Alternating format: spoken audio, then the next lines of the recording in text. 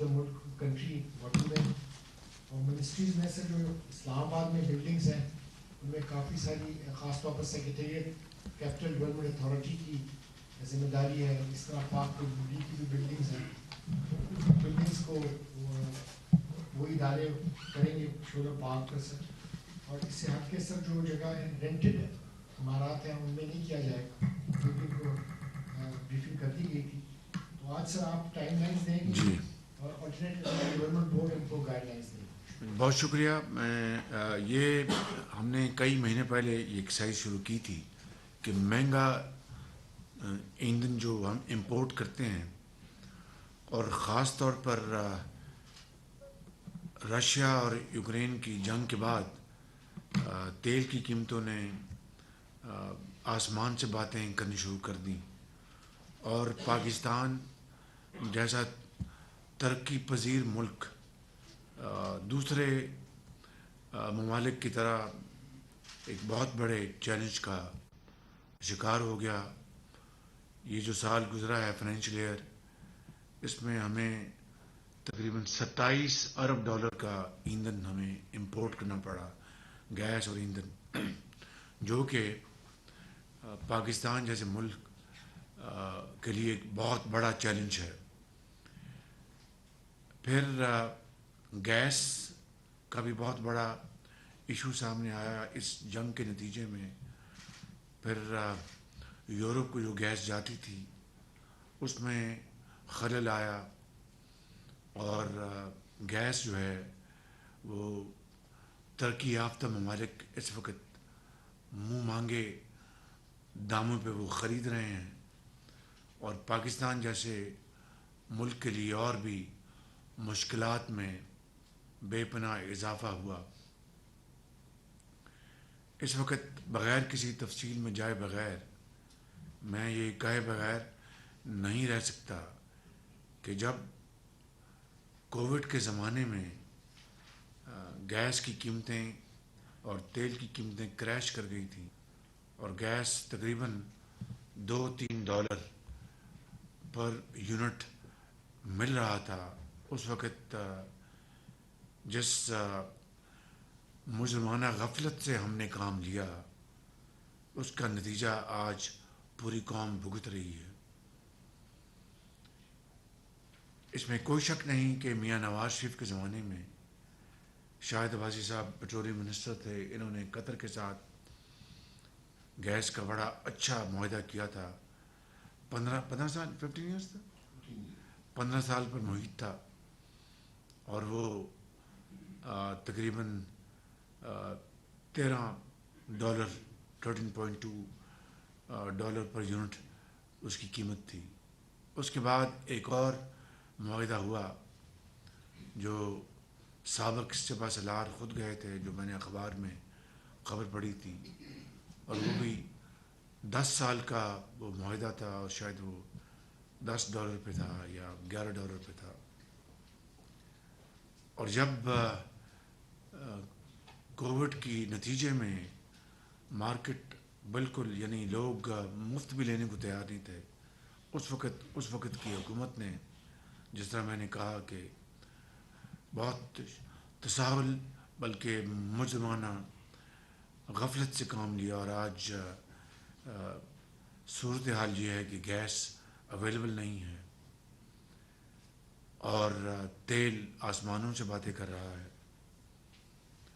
شاہد عباسی صاحب کی کمیٹی نے بڑی ارک ریزی کے ساتھ ایک منصوبہ بنایا پچھلے چند مہینوں میں کہ ہم یعنی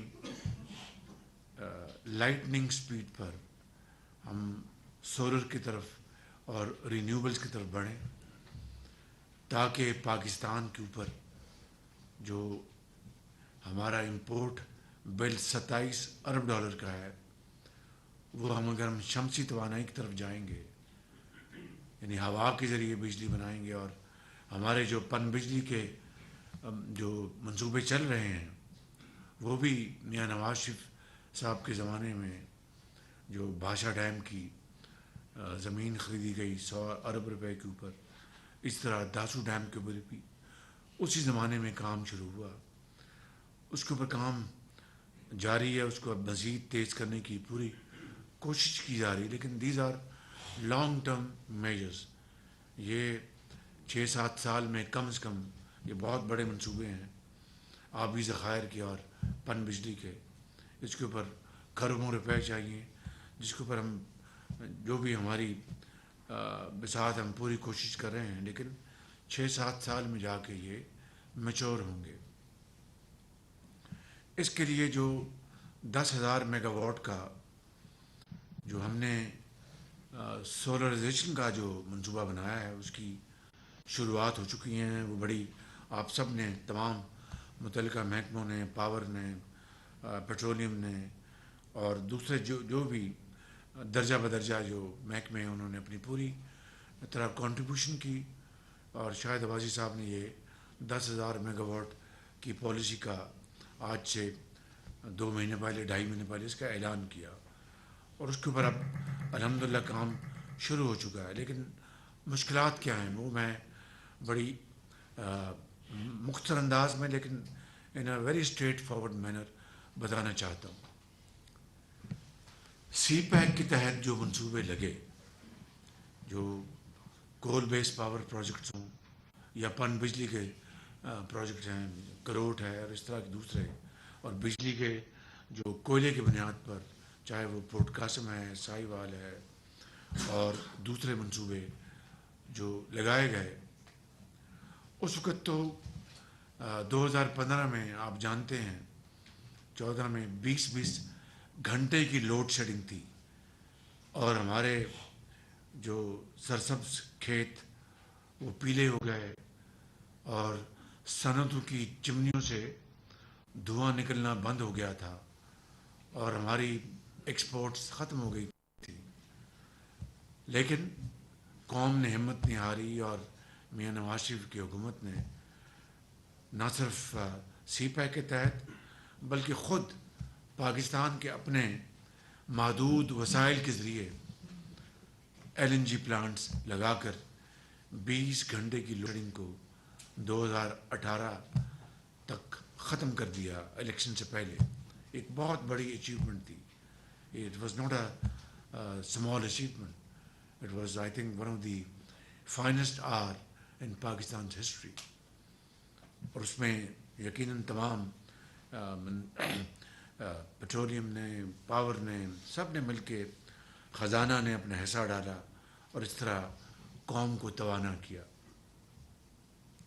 مگر آج جو بھی کہہ لیں، اور میں یہ دوش کسی ایک حکومت کو نہیں دے رہا، یہ تسلسل ہے مختلف حکومتوں کا، جس میں ڈکٹیٹرشپ بھی شامل ہے، اس میں پولیٹیکل گورنمنٹ شامل ہیں، کہ چونکہ ہم نے ان 15-20 سالوں میں ریفارمز نہیں کی، اور اس کا نتیجہ یہ ہے کہ آج سرکولر ڈیٹ جو ہے، یعنی جو اس کا مطلب یہ ہے کہ آپ بجلی آپ مہنگی بناتے ہیں، اور آگے ظاہر ہے کہ جو صارف جو ہے، خاص طور پر جو غریب آدمی، عام آدمی، لوور مڈل کلاس، ان کو آپ بجلی جو آپ کی لاگت ہے اس سے کم دیتے ہیں.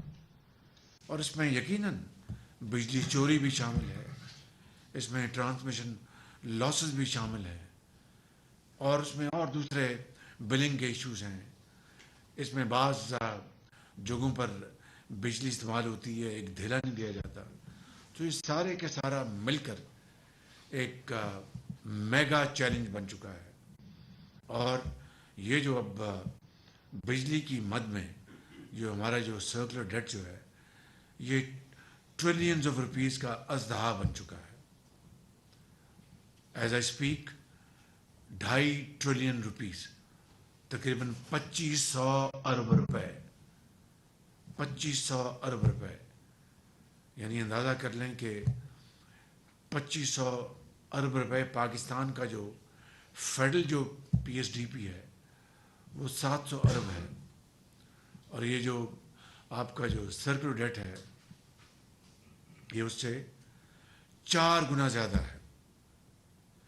اسی طرح گیس کا بھی اب سرکولر ڈیٹ بننا شروع ہو گیا، اس کی بھی اچھی خاصی اماؤنٹ ہے.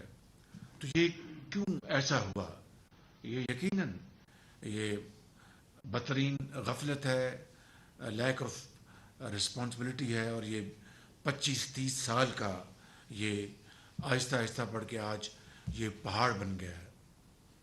और ये मैंने जिस तरह कहा कि इसमें सब शामिल है, तमाम हुकूमतें जिन्होंने सर्कुलर डेट में हिस्सा डाला है और रिफॉर्म्स नहीं की, and this spans over at least the last 3 decades।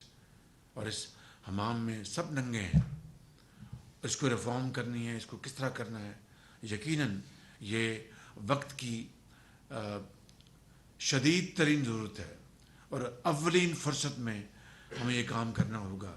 लेकिन यकीनन एक ऐसी हुकूमत जो जिसको मार्ज़ वजूद में आए हुए सिर्फ 8 माह हुए हैं, वो 30 साल का ये जो एक पहाड़ नुमा जो मलबा है उसको तो ख़त्म नहीं किया जा सकता। लेकिन अगर आज शुरुआत करेंगे तो आहिस्ता आहिस्ता हम अपनी मंजिल तक पहुँचेंगे। इसके लिए हमें बिल्कुल एक वक्त दरकार है और इसके लिए हमें कमिटमेंट के साथ काम करना होगा।